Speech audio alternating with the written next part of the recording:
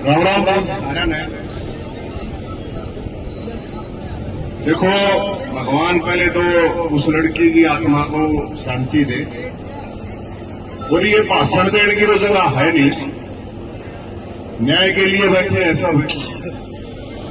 भाषण का सारा नेताओं ने तो खैर सब बनाते होंगे देने बढ़िया बढ़िया।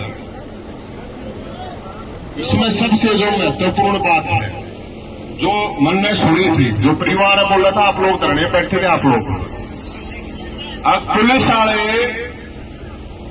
ने छोरी भाज की होगी भाई। मतलब ये तो एक धारणा बन गई, गरीब की छोरी गायब हो जाता भाज की, अरे अरबपति खरबपतिया की छोरी बाहर चली जाता है घूमने जाती। ये पुलिस की दिमाग सेट देखो आप। अगर पुलिस उस टाइम तक सीरियस होती, फिर बताओ एसएचओ ने भी नहीं थी भाई। एसएचओ के साथ की छोरी के लिए हो रहा होता थे।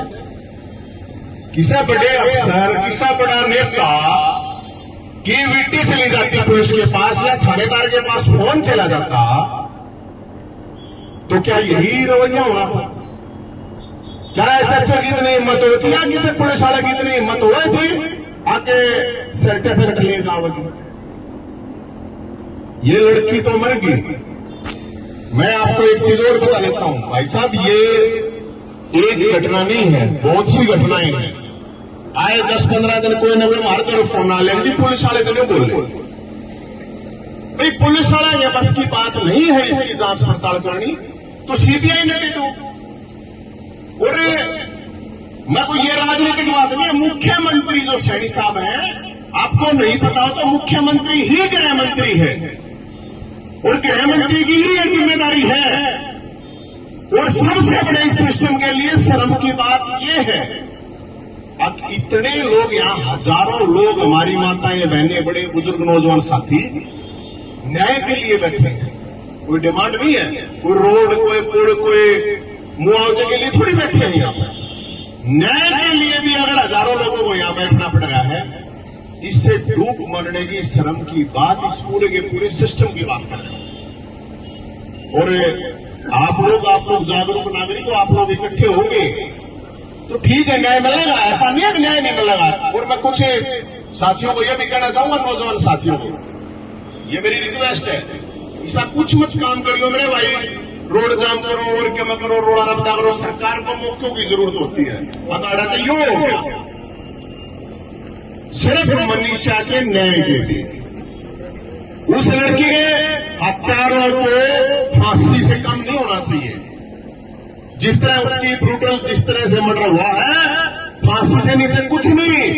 फास्ट ट्रैक कोर्ट, एक मनीषा की तो हत्या होगी, लेकिन हजारों लड़कियों की जान और हजारों लड़कियों को हौसले के लिए। और कल न कोई पुलिस वाला ये नहीं कह पावा आज छोरी का सर्टिफिकेट का होगा। इस पर मुख्यमंत्री साहब आड़े सीआईडी वाले, पुलिस वाले और भी होंगे। ये बहुत गंभीर बात है, क्योंकि ये कल और पता होगी घटना। उसने तो बलिदान दिया छोरी में, उस बलिदान तभी माना जाएगा सजा भी हो और आपका इस तरह किसी के साथ ना हो। और कोई गरीब घर की छोरी किसी थानेदार के पास जाओ या परिवार जाओ, उसको ये कहा जाओ अक्सर के बेटा होगा।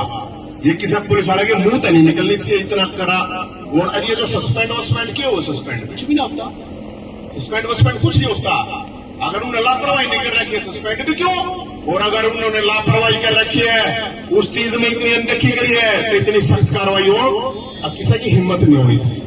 तो मैं तो ये कहूंगा जी, और जो भी कमेटी है, आप लोग जो भी आदेश करोगे, जैसा आदेश करोगे, उसी हम तो मानना में तैयार है। लेकिन ये बहुत गंभीर मामला है, बहुत सीरियस इश्यू है। इसने कमेटी वाले हैं, सारे साथी सीनियर साथी हैं, समझदार हैं, बहुत ही तरीके। पॉलिटिकल लोग तो पॉलिटिकल आओगे, सत्ता वाले भी आओगे, विपक्ष वाले भी आओगे, कोई भी आओगे, बात सिर्फ मनीषा के न्याय की होनी चाहिए। और कड़ी कार्रवाई इतनी होनी चाहिए कि भाई ये पूरा हरियाणा नहीं, पूरा हिंदुस्तान देखे। और एक बार फिर मैं ये कह रहा हूं, अगर आपकी पुलिस के पास साधन संसाधन या नहीं सोल्व कर पा रही है मामले को, क्योंकि पता तो है नहीं कौन है भाई, किस लेवल का आदमी है, इसमें तो कुछ हम तो यही कह रहे हैं कि न्यू ना होगे, निर्दोष लोगों को ठा उनकी दही तोड़ दो। पुलिस ऐसा करती है, अठारह निर्दोषाना उनकी दही तोड़ दो और असली जो दोषी है वे बच जावे।